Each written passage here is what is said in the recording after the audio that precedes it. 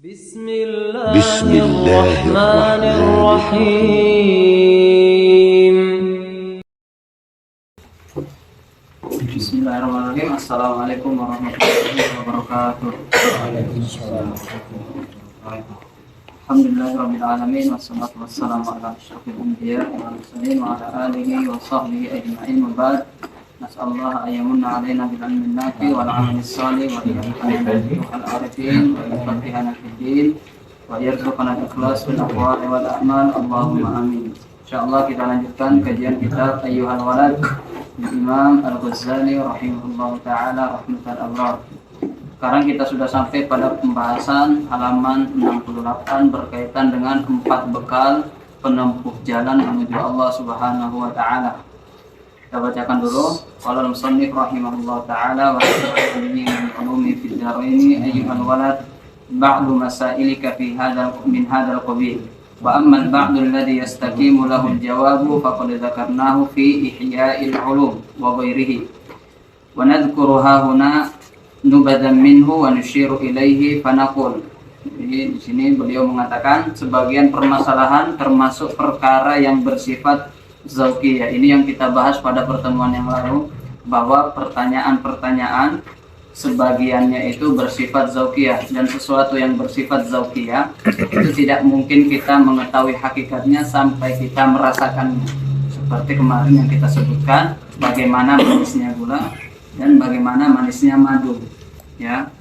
Jadi sama-sama manis, tetapi rasanya hakikat gula dan madu kita tidak bisa jelaskan dengan kata-kata sampai kita memakan, mengkonsumsi madu atau mengkonsumsi gula. Dan ini tidak bisa dijelaskan dengan kata-kata.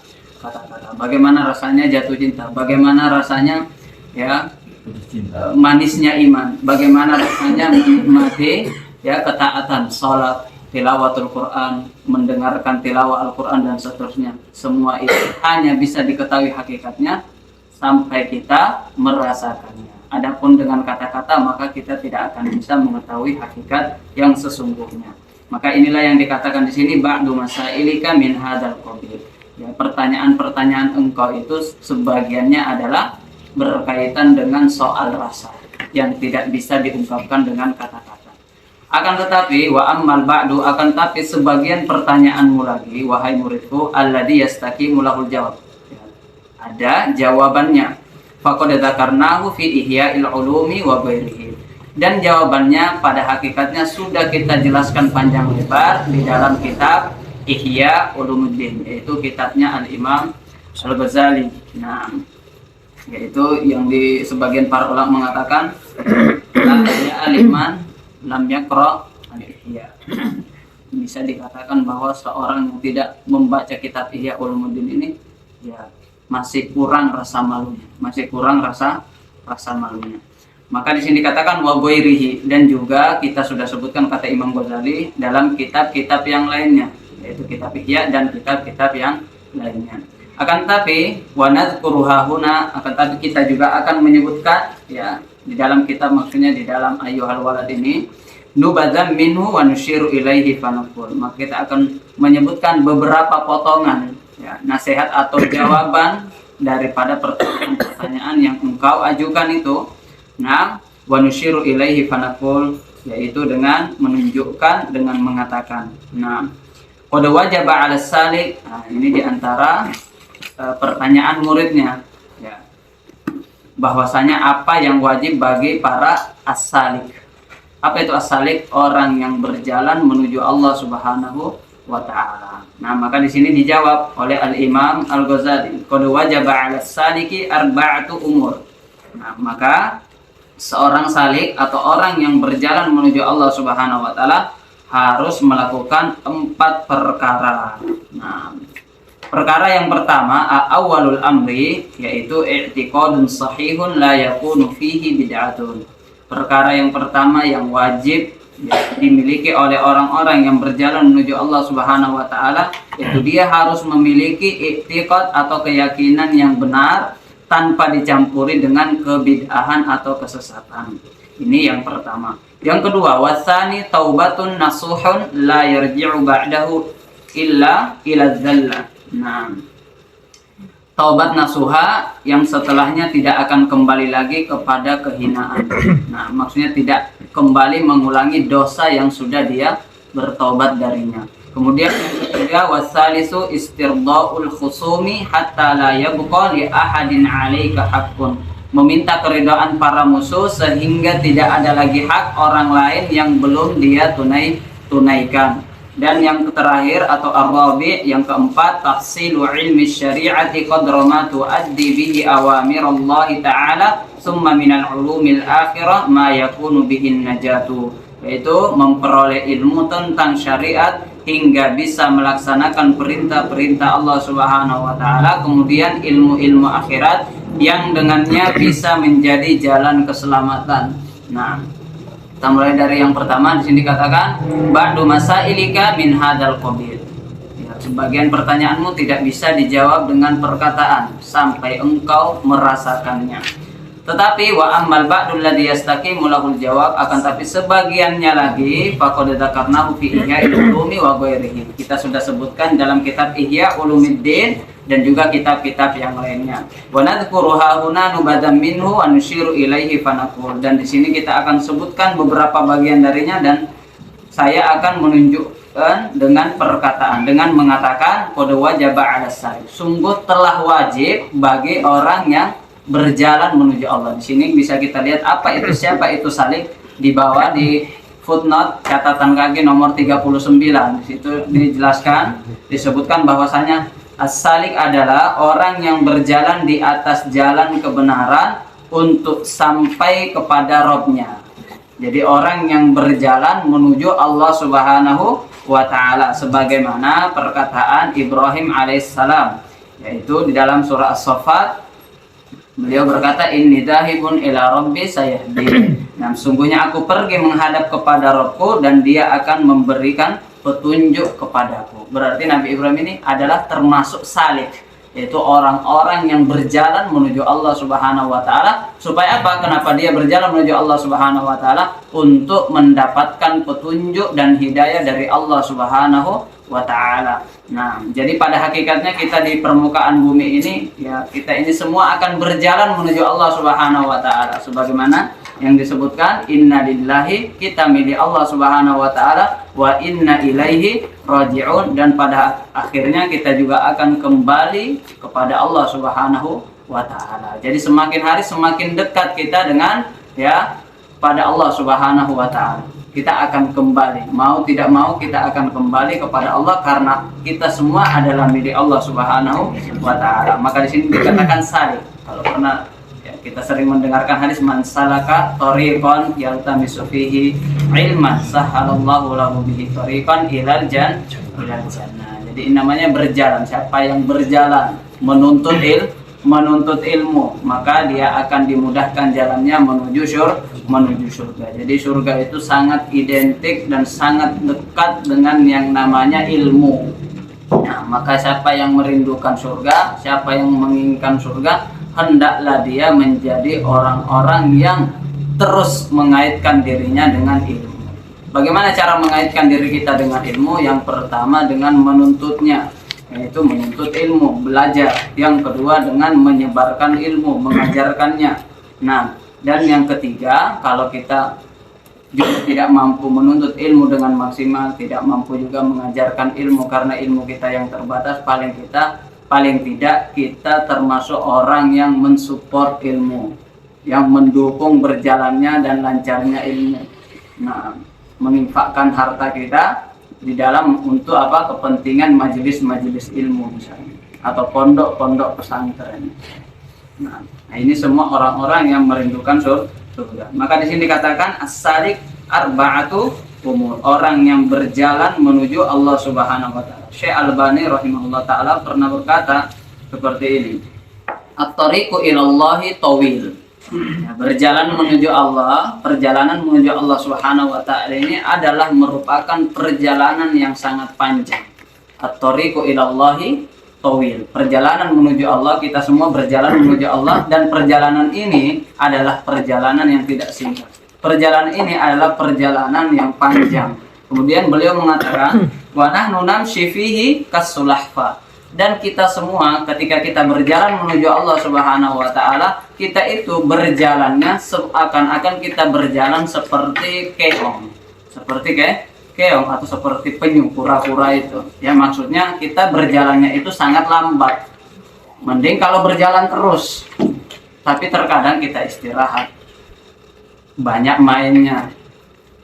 Tidak terus-terusan berjalan menuju Allah Subhanahu wa taala. Kemudian beliau melanjutkan lagi, walaysatil ghayah an-nasl nihayah. Tapi bukanlah tujuan kita itu sampai ke garis finish. Jadi tujuan kita itu bukan untuk sampai ke garis finish, kata Syekh Al-Albani.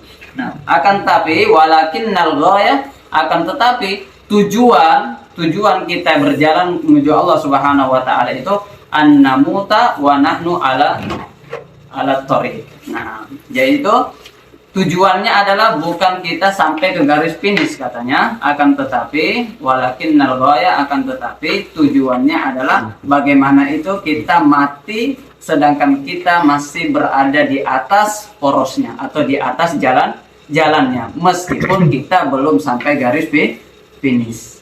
Asalkan kita meninggalnya itu masih di atas jalan yang benar menuju Allah Subhanahu wa taala. Sebagaimana sebagian juga mengatakan, semenjak saya mengetahui bahwasanya thalabul ilmi itu fardhah ala kulli muslim wa muslimah, sejak saya mengetahui bahwasanya menuntut ilmu itu adalah suatu kewajiban, maka saya akan menjadi orang-orang yang senantiasa menghabiskan umurku untuk menuntut ilmu.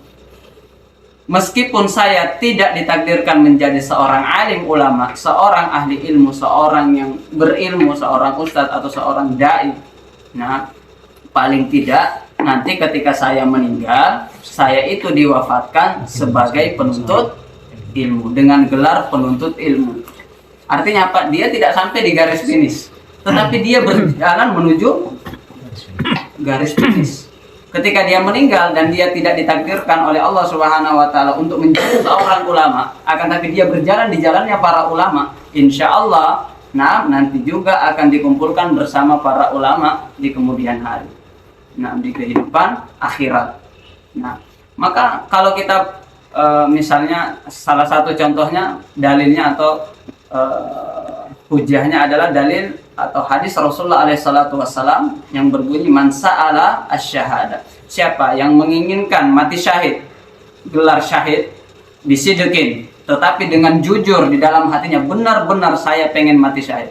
Man sa'ala asy-syahadata bisidqin ballagahullahu manazilasy syuhada wa immata ala firasyi. Maka Allah Subhanahu wa taala akan mengumpulkan dia orang tersebut bersama para syuhada di surganya Allah Subhanahu wa taala, wa immata ala firasyihi, meskipun orang tersebut tidak pernah mengangkat senjata, tidak pernah mengangkat pedangnya, tidak ada satu darah pun yang tumpah karena berjihad di jalan Allah, meskipun dia wa immata ala firasyihi, meskipun dia mati di atas kasurnya, akan tapi di dalam hatinya dia benar-benar menginginkan merindukan yang namanya mati syahid, maka orang ini kelak akan dikumpulkan bersama orang-orang yang mati syahid. Kenapa? Karena selalunya kita itu Allah Subhanahu wa taala juga menilai niat kita, menilai apa yang ada di dalam hati kita, karena ini adalah manzor, tempat Allah memandang kita di mana? Di dalam hati kita. Tapi bisidqin, dengan catatan bisidqin. Apa yang dimaksud dengan bisidqin? Ya jujur, benar-benar di dalam hatinya dia merindukan syahid. Kalaupun misalnya di negara ini ada peperangan, maka ketika diminta untuk keluar berjihad, maka dia tanpa ragu untuk keluar. Itu maksudnya bisidqin. Tapi karena Allah Subhanahu wa taala belum menakdirkan ada medan tempur di negara kita, misalnya tidak ada musuh yang kita harus perangi seperti itu, tapi dalam hatinya pengen mati syahid dan sampai meninggal dunia tidak ada medan tempur, maka inilah yang akan disampaikan dan dikumpulkan bersama orang-orang yang mati syahid. Jadi sebenarnya kita itu hanya berusaha. Adapun kita sampai finish atau tidak itu bukan urusan kita. Wa alaysa lil insani illa ma sa'a. Yang dinilai dari kita apa yang kita ikhtiarkan, apa yang kita usahakan, tetapi bukan nataij, bukan hasilnya itu. Hasil itu adalah urusan Allah Subhanahu wa taala. kita sudah berusaha untuk berjalan di jalannya para ulama menuntut ilmu misalnya. Adapun hasilnya kita jadi ulama ataupun tidak, itu bukan urusan kita. Urusan kita tetap berada di atas jalan para ulama. Itu urusan kita. Ya, itu PR kita. PR kita bukan saya menjadi atau tidak. Wa may yakhruj min baitihi muhajiran ila Allah wa rasulih tsumma yudrikhul maut faqad waqa'a ajruhu 'ala Allah. Siapa yang keluar berhijrah untuk Allah dan Rasulnya, kemudian di pertengahan jalan dia meninggal dunia, maka apa kata Allah? Faqad waqa'a ajruhu 'ala Allah, maka sudah mendapatkan pahala hijrah yang sempurna, padahal dia belum sampai ke garis finish, padahal dia belum sampai ke tempat yang dia niatkan untuk hijrah, masih di dalam perjalanan dia meninggal dunia. Yang paling penting adalah meninggalnya kita itu berada di atas jalan apa, seperti apa jalan. Makanya inilah tafsiran daripada firman Allah Subhanahu wa taala yang mengatakan wala tamutunna illa wa antum muslimun. Nah, jadi semua kita akan mati. Kapan kita mati itu tidak penting bagi kita, ya, kapan, besok atau 2 hari lagi atau setahun lagi atau masih diberikan bertahun-tahun lagi, itu bukan urusan kita. Yang jelasnya kita akan mati. Yang menjadi urusan kita bagaimana kita mati, dalam keadaan apa. Dan kita sudah diberikan peringatan oleh Allah wala tamutunna illa wa antum muslimun. Maka orang yang memahami ini insya Allah tidak akan berputus asa. Kok saya sudah lama menuntut ilmu, kok saya tidak alim-alim itu. Orang seperti ini sudah akan memahami, karena tujuan kita bukan itu, bukan untuk sampai ke garis finish, tapi tujuan kita yang penting kita masih berada di atas jalannya itu sampai malakul maut menjemput kita, hatta ya'tiyaka al-yakin, sampai kematian itu datang menjemput kita. Inilah yang dimaksud dengan apa? Orang-orang yang berjalan menuju Allah Subhanahu wa ta'ala. Nah, maka kalau kita berjalan menuju Allah, maka kita membutuhkan yang namanya bekal. Nah, atau paling tidak 4 syaratnya kewajiban kita ketika kita ingin berjalan menuju Allah dengan perjalanan yang selamat. Yang pertama di sini dikatakan, di sini ada 4 yang disebutkan oleh Imam Ghazali, arba'atu umur. Yang pertama adalah awwalul amri i'tiqadun sahihun la yakunu fihi bid'atun. Memiliki i'tiqad atau keyakinan yang benar tanpa keyakinan itu dirusak dengan kebid'ahan. Jadi bid'ah yang dimaksud ini, karena ini berkaitan dengan akidah, tentunya bid'ah di sini maksudnya bid'ah dalam konteks akidah. Dan awwalu bid'ah itu adalah bid'atul khawarij. Apa itu bid'atul khawarij? Apa itu khawarij? Kalau pernah dengar khawarij, ya, satu golongan yang sesat itu, karena melakukan bid'ah atau melakukan kesesatan. Di antara kesesatan khawarij, karena mereka itu mengkafirkan pelaku dosa besar. Jadi misalnya orang yang minum khamar, orang yang berzina dikatakan kafir, mukhallad finnar. Orang yang melakukan seperti ini, ya, melakukan dosa besar, ini orangnya keluar dari agama Islam dan nanti kelak di akhirat mereka akan disiksa di dalam neraka selama-lamanya itu. Kenapa selama-lamanya? Karena dianggap kafir. Itulah bid'atul khawarij. Ini adalah awwalu bid'ah. Dan biasanya kata-kata bid'ah, pada bid'ah yang nomor 1 yang harus kita jauhi, itu sebenarnya bid'ah dalam urusan akidah sebenarnya. Bid'ah dalam urusan apa? Jadi ada bid'ah dalam urusan akidah, ada bid'ah dalam urusan amaliyah. Kalau amaliyah dan itu masih menjadi mukhtalaf, perbedaan di kalangan para ulama, itu biasa saja. Nah, sebagian ulama mengatakan, oh ini bid'ah. Misalnya kunut bid'ah, sebagian juga mengatakan tidak bid'ah. Itu enggak mengapa itu bukan bid'ah yang dimaksud itu. Tapi bid'ah yang sering diucapkan bahwa itu dolala dan seterusnya, itu kesesatan yang harus kita jauhi. Itu adalah bid'ah dalam urusan keyakinan itu. Karena ini berkaitan dengan akidah yang dapat mengeluarkan seorang dari agama. Nah, maka bid'ah yang muncul pertama kali adalah namanya bid'atul khawarij.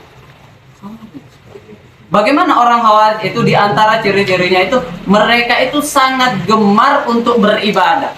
Ya, bahkan kata para ulama, kalau kita membandingkan ibadah kita dengan ibadah orang-orang yang berpaham Khawarij, maka kita itu tidak ada apa-apanya ibadah kita itu dibandingkan ibadahnya orang Khawarij. Tapi mereka melakukan kesalahan bukan pada ibadah.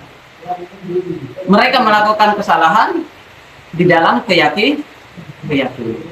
Apa keyakinan yang salah itu? Meyakini pelaku dosa besar kafir. Nah, itu namanya bid'ah. Bid'ah dalam keyakinan. Yang benarnya bagaimana?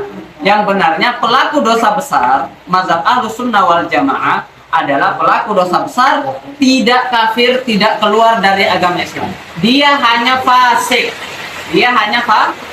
Fasik, tapi tidak kafir. Bagaimana kondisi dia di hadapan Allah? Ya, di kampung akhirat, apakah dia neraka atau tidak? Nanti tahta masyiatillah. Tapi selama dia tidak kafir, pasti dia masuk surga. Tapi apakah dia transit dulu di neraka? Itu di atas atau di bawah kendali Allah Subhanahu wa taala. Itu berputar pada kehendak Allah Subhanahu wa ta'ala. Wa ma tasyauna illa ayyasha.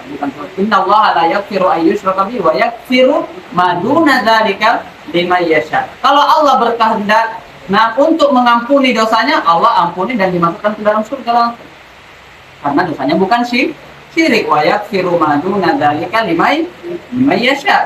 Bagi siapa yang dikehendaki Allah Subhanahu wa taala. In azaba, kalau mau diazab, yaitu adalah bentuk keadilan Allah Subhanahu wa taala, karena dialah yang telah melakukan dosa-dosa besar itu. Dialah yang telah berzina, dialah yang telah meminum khamar, tapi tidak kafir.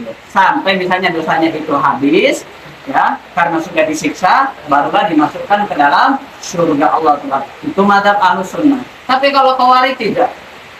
Khawarij dosa besar kafir. Sangat mudah mengkafirkan orang. Kafir sana, kafir sini. Itu ciri-ciri Khawarij. Sedikit-sedikit kafir, sedikit-sedikit kafir. Yang tidak sepemahaman dengan kafir. Nah, ini berbahaya. Dan dikatakan inilah orang-orang yang membunuh siapa? Ali bin Abi Thalib. Jangankan kita yang dikafirkan, Ali bin Abi Thalib dikafirkan itu. Sahabat mulia. Ya. Sepupunya Nabi, menantunya Nabi, termasuk orang yang dijamin masuk surga, dikafirkan oleh Khawarij. Itu awwalu bid'ah. Nah, bid'ah yang pertama, bid'ah yang adalah bid'ah Khawarij. Kenapa orang menjadi Khawarij? Kenapa orang bisa menjadi Khawarij? Sebabnya karena dua sayapnya ini tidak seimbang. Apa yang dua sayap ini? Ya, kata para ulama, ketika kita berjalan menuju Allah, kita membutuhkan dua sayap. Sayap yang pertama namanya khauf, dan sayap yang kedua namanya roja. Khauf ini adalah takut kepada Allah Subhanahu wa taala, dan roja ini artinya bukan televisi ya. Roja ini artinya apa? Berharap kepada Allah. Orang Khawarij ini kira-kira kenapa dia terjatuh melakukan bid'ah atau kesesatan? Kira-kira apakah dia mempunyai khauf saja atau roja saja? Kira-kira khauf saja. Jadi tidak ada rojanya itu, tidak ada rojanya, tidak ada berharapnya. Dia hanya takut, tapi tidak ada rojanya. Akhirnya seperti seekor burung, ketika dia mau terbang menuju tujuannya, dia tidak bisa sampai. Kenapa? Karena dia hanya mempunyai satu sayap itu. Pincang. Mempunyai satu sayap, yaitu sayap apa? Sayap khauf. Sayap khauf. Nah, sayap khauf ini ya tidak bisa.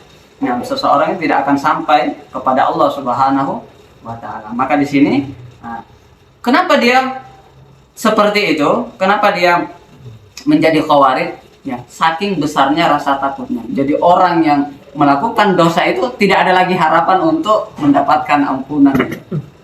Jadi orang seperti ini cepat berputus asa daripada rahmat Allah Subhanahu wa taala, dari ampunan dan kasih sayang Allah Subhanahu wa taala. Dan begitu pula tidak boleh hanya satu sayap, yang satunya lagi yaitu sayap roja. Orang yang sayapnya roja itu juga bid'ah namanya dalam keyakinan. Nanti namanya murji'ah. Kalau orang yang roja saja itu namanya murji'ah. Kalau orang yang khauf saja itu namanya Khawarij. Khawarij ini dia cepat berputus asa. Kenapa dia putus asa? Tidak punya harapan. Kenapa orang putus asa? Tidak ada lagi harapan, ya kan? Tidak ada lagi roja itu. Tapi kalau orang cuma besar harapannya, tidak ada rasa takutnya kepada Allah Subhanahu wa taala, maka dia akan menjadi murji'ah. Orang murji'ah ini akan meremehkan dosa. Nggak apa-apa, lakukan saja, nggak apa-apa. Misalnya dihadapkan dengan dosa, kemudian dia terobos saja dosa itu. Kenapa? Nanti Allah mengampuni. Allah Maha Pengampun, Allah lagi pengampun. Ini harapan yang besar, tapi tidak ada takutnya. Wa nabbi ibadi, kabarkanlah kepada hamba-hambaku, anni anal ghafurur rahim, kata Allah, bahwasanya itu saya adalah zat yang Maha Pengampun lagi Maha Penyayang. Tapi jangan lupa satu sayap lagi, wa anna adzabi huwal adzabul alim. Jangan lupa bahwa azabku adalah azab yang sangat pedih. Maka ini harus seimbangin. Kita berharap dan kita takut kepada azab-azab Allah Subhanahu wa ta'ala. Barulah kita bisa terbang, sair menuju kepada Allah. Itu tadi salik ini. Nah, yaitu berjalan menuju Allah, baru bisa kita sampai dengan dua sayap ini. Kepalanya adalah mahabbah, yaitu cinta kepada Allah yang biasa kita kenal dengan 3 rukun ibadah hati. Apa itu 3 rukun ibadah hati? Mahabbah, khauf, dan roja. Mahabbah itu ibarat kepala burung, ya. Kemudian 2 sayapnya itu adalah satu sayapnya khauf dan satu sayap yang lainnya adalah roja. Inilah yang dimaksud dengan apa? Memiliki i'tiqad, keyakinan tanpa disertai bid. Jadi kita itu antara khawarij dan murji'ah. Ahlus sunnah itu antara apa? Khawarij dan murji'ah. Maka ahlus sunnah itu selalu di tengah. Khairul umuri awsatuha. Sebaik-baik urusan itu pada pertengahan. Selalunya ahlus sunnah seperti itu. Mengambil dunia, tetapi tujuan utamanya akhirat. Bukan akhirat saja, dunia ditinggalkan. Tidak seperti itu. Islam itu tidak seperti itu. Walatan sanasibaka minat dunia. Kalau dalam urusan bagaimana memuliakan sahabat Nabi, itu kita berada di antara apa? Orang-orang yang menyalahkan, mengkafir-kafirkan sahabat. Siapa itu? Orang-orang Syiah. Nah, atau di dalam masalah takdir kita juga berada di antara 2 golongan itu, namanya Qadariyah dan Jabariyah. Ahlus sunnah di tengah. Jabariyah itu seperti apa? Dia mengatakan semua kita ini tidak mempunyai kehendak. Apapun yang kita lakukan, kita itu hanya disetir seperti boneka itu. Jadi kita tidak punya kehendak, katanya. Itu namanya Jabariyah. Jadi kalau dia mencuri, ya jangan salahkan dia, karena dia hanya robot itu. Itu bukan kehendak dia mencuri. Nah, itu namanya Jabariyah katanya. Ya mencuri, ini kehendak Allah katanya. Kenapa kamu mencuri? Ya saya, ini kehendak Allah. Nah itu Jabariyah. Kenapa kamu membunuh? Ini kehendak Allah. Nah ketika ini ada di zamannya Umar. Ketika dipukul, kenapa kamu seperti ini? Ketika dipukul oleh Umar, dihukum oleh Umar. Nah, maka kenapa dia protes, kenapa engkau memukul sedangkan saya melakukan pelanggaran ini karena kehendak Allah, ini takdir Allah. Maka Umar mengatakan, saya juga mukul kamu, ini takdir Allah gitu. Jadi saya juga mukul, ini juga takdir Allah. Ini Jabariyah namanya. Lawannya ekstrim sana, ya, kutub yang lain itu namanya Qadariyah. Qadariyah itu apa? Semua kehendaknya itu, ya Allah, dia itu semua yang dilakukan itu atas kehendak dirinya sendiri. Dia Qadariyah itu artinya mengingkari takdir Allah, mengingkari takdir Allah. Jadi semua yang kita lakukan itu kehendak kita, bukan kehendak Allah. Nah, ini salah, Qadariyah salah, Jabariyah salah. Yang benar bagaimana? Ahlus sunnah yang berada antara keduanya ini, yang menggabungkan antara keduanya. Apa itu ahlus sunnah? Kita punya kehendak, Allah punya kehendak kita dibawa kehendaknya Allah Subhanahu wa taala. Itulah yang dikatakan wa ma tasyauna illa ayyasha Allahu rabbul alamin. Kita punya kehendak, Allah punya kehendak, tapi kehendak kita dibawa kehendak Allah Subhanahu wa taala. Jadi itu ahlus sunnah. Jadi inilah ya jalan yang harus kita tempuh. Apa itu jalan ahlus sunnah? Yang selalu berada di tengah itu. Selalu berjalan di tengah. Antara Khawarij dan Murji'ah, antara Jabariyah dan Qadariyah. Nah, kemudian, nah di sini dikatakan, nah ini mirip-mirip. Ketika kita berjalan, ya, ini mungkin contohnya. Nah, ketika kita berjalan menuju, misalnya ada seorang pemuda yang ingin melamar seorang wanita itu. Ingin melamar seorang wanita. Ketika dia berjalan, dia dengan pedenya, dengan penuh keyakinan bahwa wanita itu akan menerima saya. Dia kan siapa sih yang bisa nolak saya katanya. Perempuan mana yang bisa nolak saya katanya. Dengan penuh keyakinan.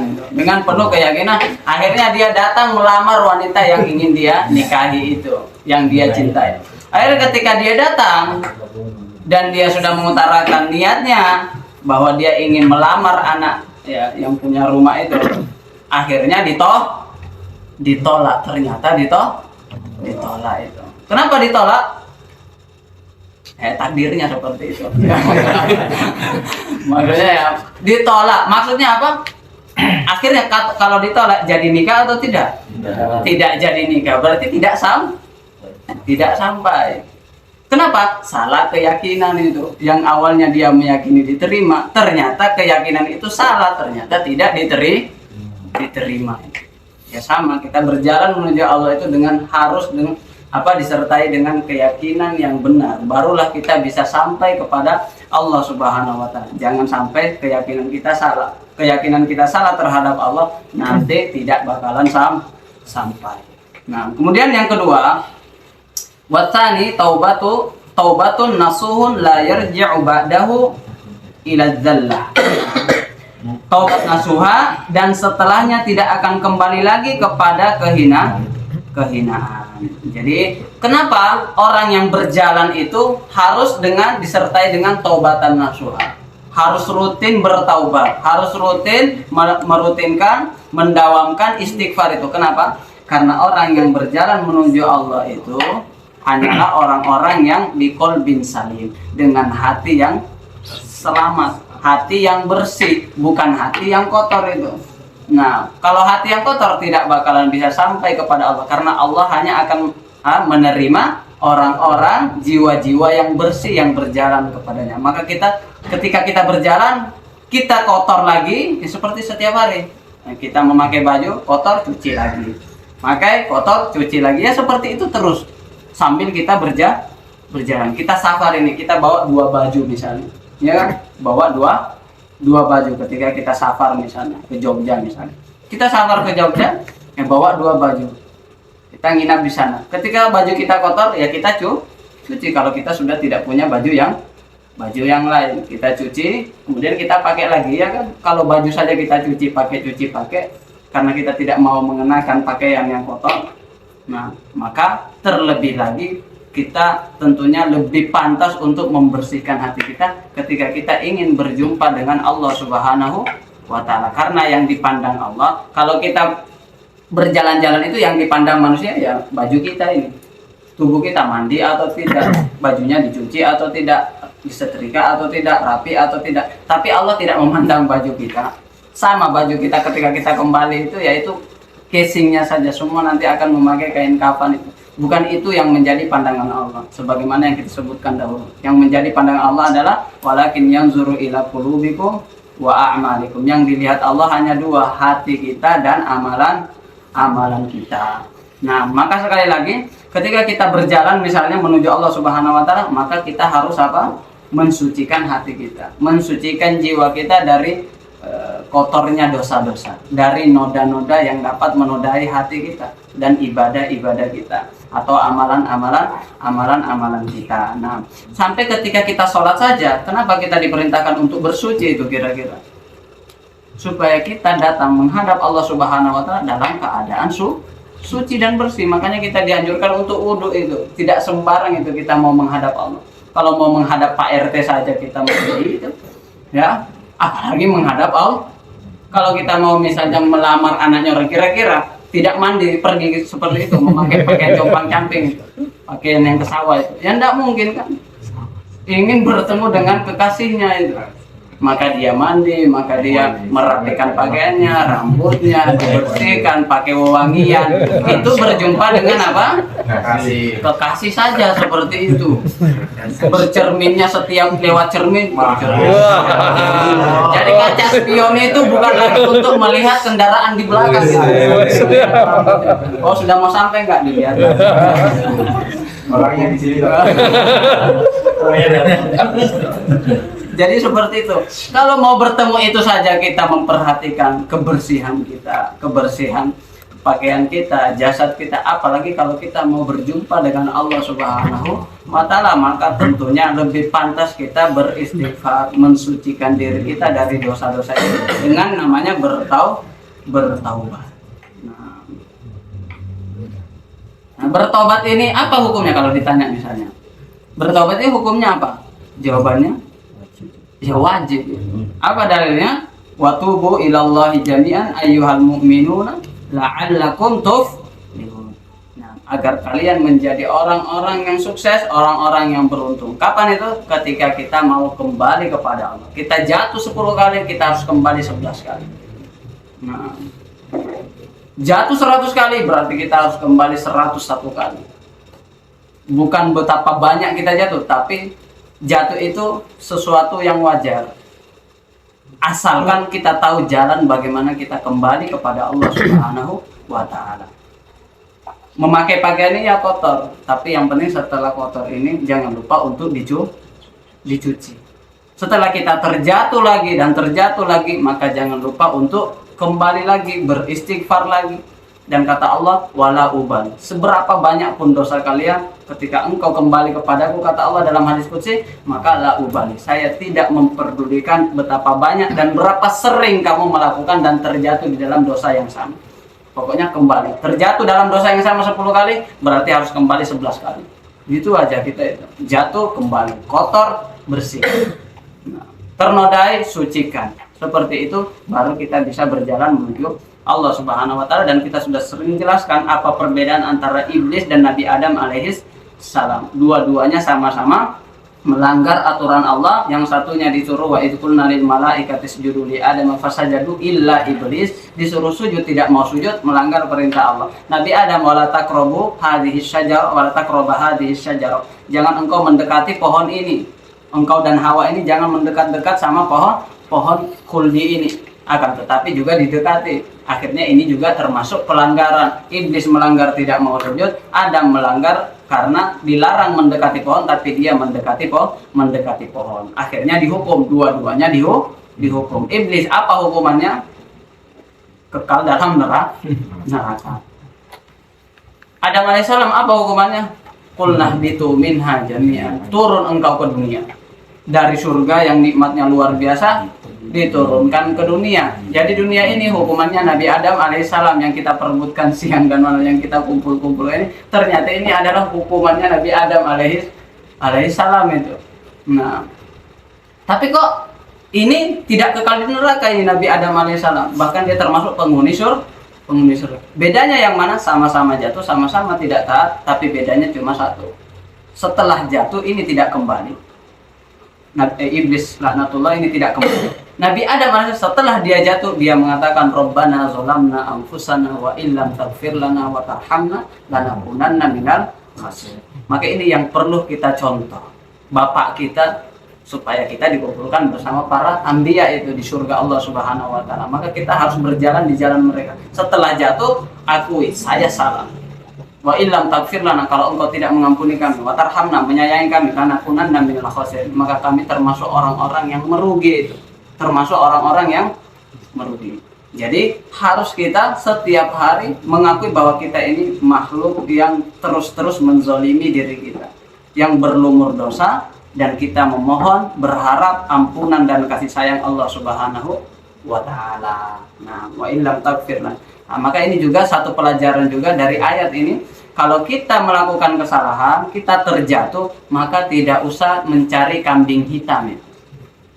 Saya seperti ini gara-gara diajak teman saya, karena tetangga saya, karena orang itu, karena kawan saya. Enggak usah seperti itu. Itu enggak gentle namanya. Ya salah ya, akui diri kita salah. Itu baru Nabi mengikuti Nabi Adam alaihissalam. Nabi Adam tidak pernah mengatakan ini karena iblis, meskipun memang dia dihasut oleh iblis itu. Dia kan, dia dihasut oleh iblis, tapi dia tidak pernah gara-gara iblis ini, enggak ada gitu. Dia sudah, saya yang salah, kenapa saya mau ikuti iblis ya kan? Nah, jadi langsung aja Rabbana zolamna, kami yang menzolimi diri kami. Tidak pernah tuh Nabi Adam menyalahkan iblis, meskipun itu memang ada pengaruh dari iblis. Nah, ini yang perlu kita kurang kita sadari. Kita itu kalau ada kesalahan selalunya menyalahkan orang lain, enggak usah itu. bilang aja ya kita salah, dan itu bukan apa? Bukan aib itu. Selagi kita merasa bersalah. Nah, kemudian di sini dikatakan la yarji'u ba'dahu illa jannah, dan tidak kembali kepadanya. Sebenarnya di sini taubat itu ada 3 syaratnya, tapi di sini disebutkan 1 syarat saja itu. Nah, ini kan 1 syarat ini yang disebutkan Imam Ghazali di sini 1 syarat. Tapi kalau kita mau menyebutkan 3 syarat supaya taubat kita diterima, karena tidak semua taubat diterima. Kapan taubat diterima? Ketika 3 syarat ini terpenuhi. Kalau tidak terpenuhi salah satunya, taubatnya tidak diterima. Kalau taubat diterima, namanya istilahnya taubatan nasuha itu. Ini taubatan nasuh. Nah, apa syarat yang pertama? Dikatakan oleh para ulama al-iqla'u minadz-dzambi.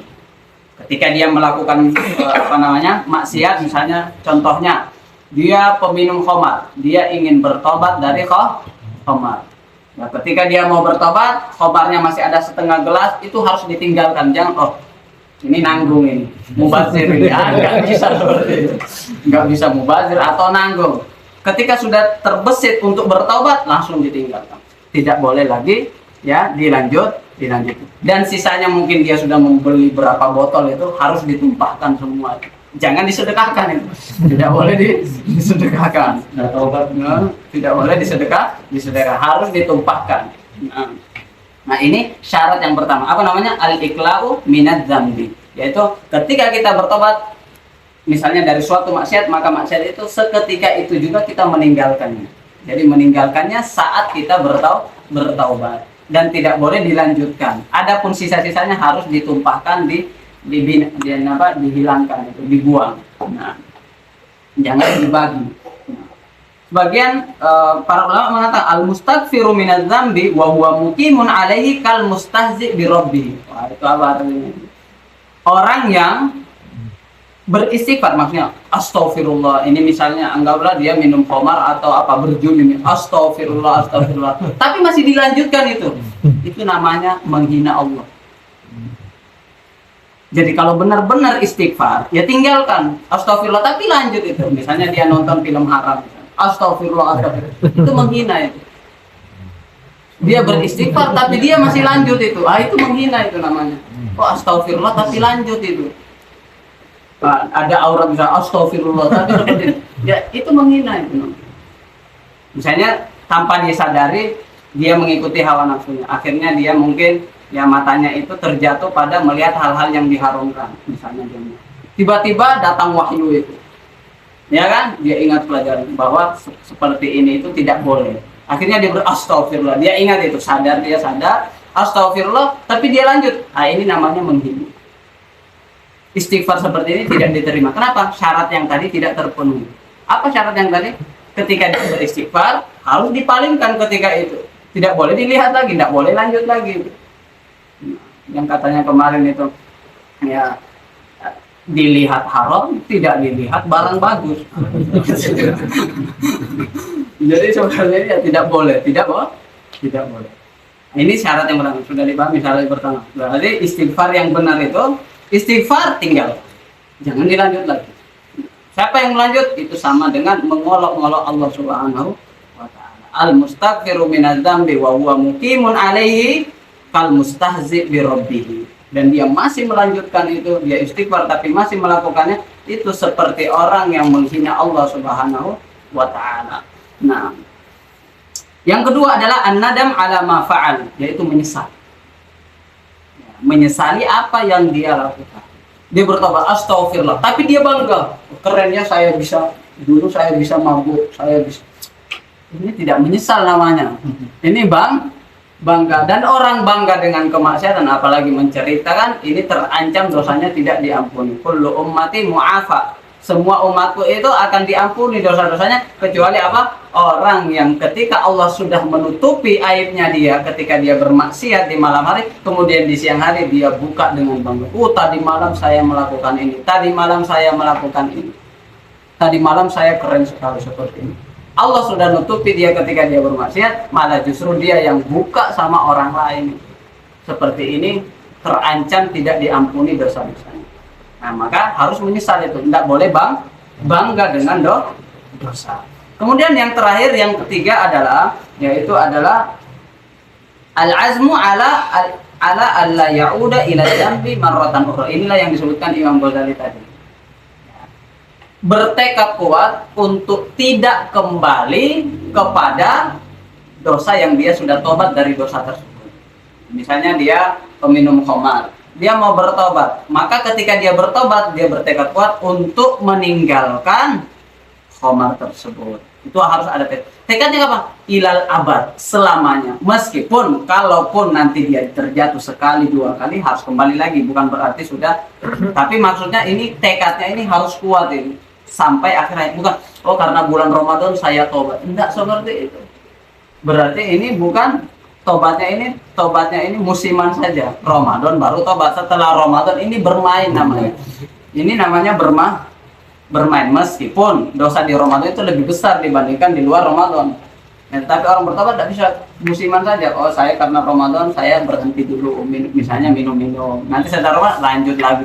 Ya ini diantara tanda bahwa tobatnya itu bukan taubatan nasuha. Sekali lagi di sini dikatakan at-taibus shadiq alamat. Tobat yang benar-benar jujur, yang nasuha itu ada tanda-tandanya. Di sini dikatakan riqatul qalbi wa kasr. Tadi sudah itu syaratnya. Sekarang tandanya ini.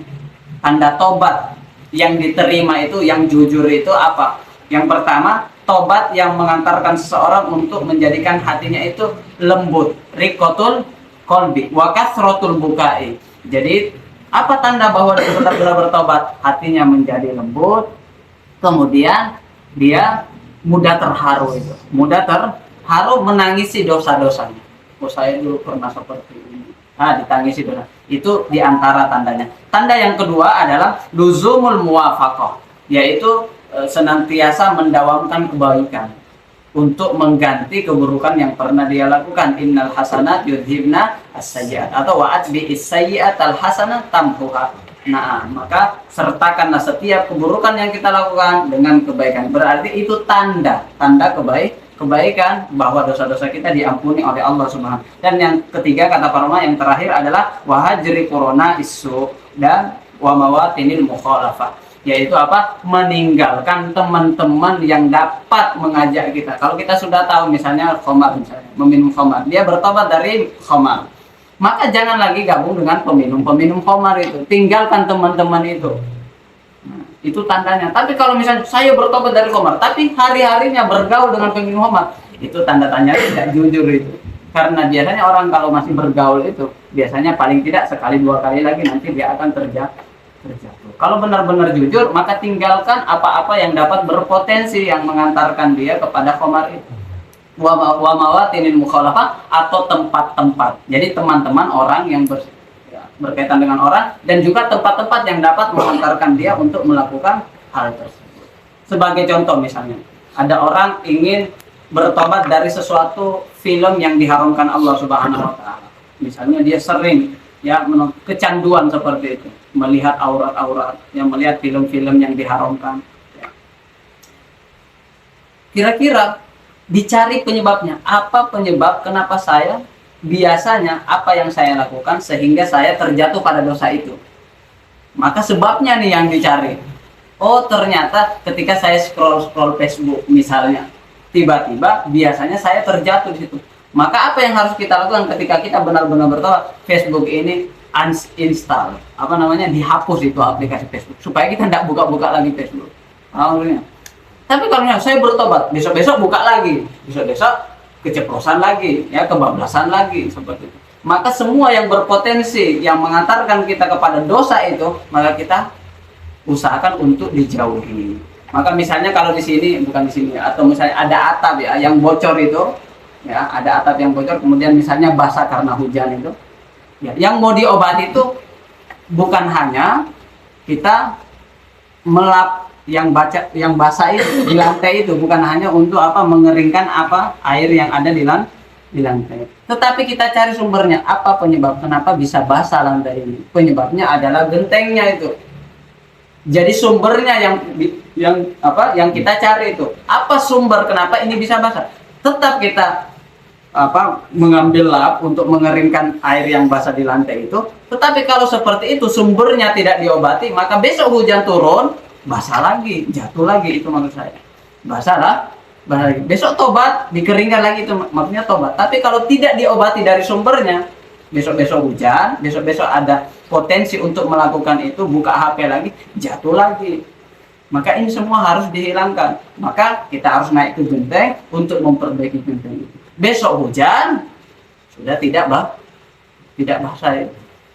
Karena kalau cuma hanya ngeringkan air yang basah ini, kita akan capek itu. Setiap hujan ngepel lagi, setiap hujan ngepel lagi. Padahal sumbernya di sana, sumbernya di atas genteng itu. Nah, ini berkaitan dengan ini. Langsung saja dikit lagi ya. Wasali istirdaul khusum hatta la yabqa li ahadin alaika haqqun. Yang ketiga sebenarnya ini tambahan syarat saja dari syarat-syarat bertaubat itu. Nah, jadi tadi itu 3 syarat itu. Syarat kalau kita melakukan dosa antara kita dengan Allah Subhanahu wa taala. Nah, tapi kalau dosa kesalahan antara kita dengan makhluk, maka ditambahi 1 syarat. 3 yang tadi kita sebutkan itu, kemudian plus tambah 1 yang nomor 3 di sini yang sudah nomor tadi. Yaitu apa? Istirdaul khusum hatta la yabqa li ahadin alaika haqqun. Nah, karena kenapa? Kita harus meminta ridhonya, keridhaan orang-orang yang pernah kita zalimi atau mengembalikan hak-hak orang yang pernah kita ambil. Kenapa seperti itu? Karena di sini dikatakan idalam yaskut haqqahu fid dunya. Kalau hak itu belum ditunaikan di dunia ini, fasayutolibu kafil akhirat, maka pasti dia akan menuntut haknya tersebut pada pengadilan akhir. Kalau kita tidak tunaikan di dunia, pasti kita akan tunaikan di akhirat. Sialnya lagi, wal qisasu fil akhirat yakunu bil hasanati was sayyiat la bidananir wad darahim. Masalahnya, kalau di dunia ini kita tunaikan hak, kita ambil misalnya uang orang, hak orang kita kembalikan uang. Masalahnya kalau ditunaikan di sana, kita tidak selesaikan di dunia hingga akhirnya kematian menjemput kita, maka itu pasti akan ditunaikan, dan penunaian di sana bukan lagi dengan dolar, bukan lagi dengan rupiah itu. Kita dulu pernah mengambil uang orang misalnya, maka tidak bayar dengan uang. Di sana itu kembalikannya dengan hasanat dan sayyiat, kebaikan dan keburukan, sebagaimana yang sering kita atajruna namanya muflis itu. Nah, jadi bagaimana kita bayar? Kita dulu ambil uangnya, tapi sekarang bayarnya bukan dengan uang lagi, tapi dengan amalan soleh kita. Habis amalan soleh kita ambil keburukan dia. Dan itu pasti akan dituntut satu persatu. Maka sebelum amalan kita hangus, dan sebelum kita nanti bisa mendapatkan keburukan atau dosa orang lain, maka selesaikan sebelum kita meninggal dunia ini, selesaikan semua hak-hak yang berkaitan dengan manusia. Minta maaf. Nah, hak ini kata para ulama paling tidak ada 3. Yang pertama berkaitan dengan harta ini. Kalau harta harus dikembalikan. Tapi Ustaz, saya sudah tidak tahu orangnya kemana. Berarti kita berniat, misalnya saya punya utang 10.000. Orangnya sudah hilang ini. Nggak tahu, teman SD atau teman SMP misalnya. Sudah nggak tahu, dulu pernah pinjam uangnya tapi belum saya kembalikan. Tapi orangnya sudah meninggal malah. Apa yang kita lakukan? Mending kita bayar bersedekah 10.000 dengan berniat bahwa ini atas nama orang yang pernah kita ambil haknya, yang pernah kita utangi itu. Nah, supaya apa? Pahala 10.000 itu mengalir kepada orang yang mempunyai hak tersebut, supaya kita tidak diminta di sana. Nah, tapi kalau masih tahu orangnya, maka kita harus bawa uang itu atau harta itu atau hak itu kembalikan sama dia. Nah, sebelum berkaitan dengan hasanat dan sayyiat ini, kita bisa menjadi muflis atau orang yang bangkrut. Kemudian kalau dia berkaitan dengan kisos, maka mending di dunia kisosnya daripada di sana. Atau berkaitan dengan ghibah. Kira-kira kalau kita gibahin orang, ini mengembalikannya seperti apa ini? Kalau tadi kan uang jelas itu 10.000 kita kembalikan dulu. Tapi kalau kita memakan bangkai saudara kita, menggibahi saudara kita, kira-kira bagaimana ini? Apakah kita datang ke dia, gibahi saya juga seperti itu? Ya nggak mungkin kan? Bukan itu. Caranya bagaimana? Caranya kata para ulama, kita tafsir dulu menjadi 2. Kalau kita mau bertobat dari gibah ini, kita sudah tahu kemarin saya menggosipkan tetangga saya atau kawan saya misalnya. Saya sekarang mau tobat ini karena itu dosa besar. Ya. Cara tobatnya bagaimana? Kata para ulama dibagi menjadi. Kalau misalnya tetangga yang kita gibahi itu tahu kalau kita gibahi, maksudnya sampai bocor itu, misalnya kita cerita dengan yang lain, tapi dia ceritakan lagi sama orang yang kita gibahi itu, akhirnya kan dia tahu, akhirnya mungkin dia marah. Oh, kamu kemarin ceritain saya ya, misalnya kamu gibahin saya, berarti kita sudah tahu bahwa dia mengetahui bahwa kita ini menggibahi dia ini. Seperti ini apa? Kita harus datang kepada dia dan kita harus minta maaf. Kenapa? Ya dia sudah tahu. Tapi biasanya gibah itu orang yang kita gibahi tidak tahu kalau kita yang gibah. Kalau kita gibahi dia. Nah, kalau tidak tahu maka tidak usah diberitahu. Tidak usah kita datang. Kemarin saya gibahi kamu. Malah mungkin nanti kita ditonjok itu. Nggak usah diberitahu. Cukup kita beristighfar yang pertama. Kita bertobat dengan 3 syarat yang tadi. Maksudnya kita jangan kembali bertekad menyesal dan seterusnya. Jangan digibahi lagi. Plus apa? Kita harus menceritakan kebaikan dia. Sebagaimana dulu kita menceritakan keburukan dia, sekarang kita berbalik untuk menceritakan di majelis yang sama. Kalau misalnya di majelis ini, teman-teman yang ini, di majelis misalnya, majelis ini kita ceritakan keburukan dia, maka kita berusaha untuk menceritakan kebaikan di majelis yang pernah kita ceritakan keburukan orang itu. Jadi bukan di tempat lain itu. Supaya apa? Supaya berimbang itu. Ibaratnya untuk menambal. Kalau kemarin kita ceritakan keburukannya, sekarang kita ceritakan kebaikannya. Tidak usah jujur. Kemarin saya gibahi kamu itu. Kata para ulama seperti itu. Kemudian yang terakhir, warabi tafsiru ilmi syariah wa qadri ma yu'addi bihi awamirillah ta'ala tsumma minal ulumil akhirah ma yakunu bihi najah. Kemudian apa? Berusaha untuk menuntut ilmu. Nah, ilmu apa? Tentunya ini sudah kita jelaskan, ilmu yang wajib terlebih dahulu. Apa itu ilmu wajib? Kita merujuk yang pertama ilmu apa? Ilmu fikih, bagaimana cara menyembah Allah, kemudian ilmu tauhid, akidah, berkeyakinan tadi sudah dibahas juga, i'tiqad yang benar, keyakinan yang benar. Kemudian yang terakhir adalah tazkiyatun nufus, mensucikan jiwa kita dari penyakit-penyakit hati, iri, hasad, dengki, ujub, riya, sum'ah, takabur atau kibar, dan semua penyakit-penyakit rasa dendam hati, yaitu dendam dan sebagainya. Nah, jadi ini mungkin 4 ya syarat bagi orang yang berjalan atau salik orang-orang yang berjalan menuju Allah Subhanahu wa taala. Apa tadi? I'tiqad yang benar. Yang kedua apa? Harus senantiasa bertobat karena semua dari kita kullu bani adam khata' wa khairul khata'in at-tawwabun.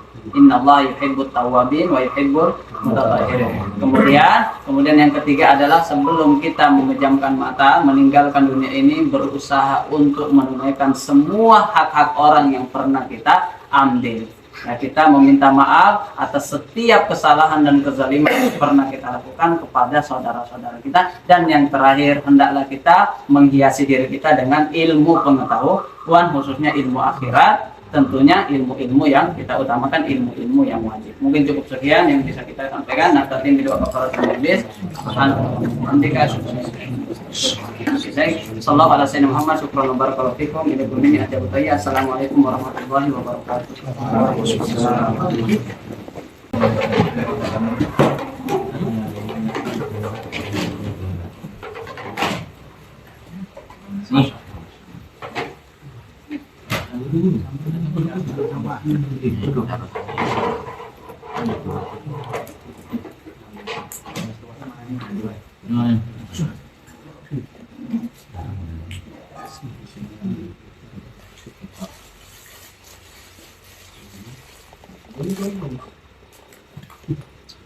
Bagus-bagus kan? Ini kan kalian juga lagi perjuangan ayo rapi kan? Kan orang terkopi.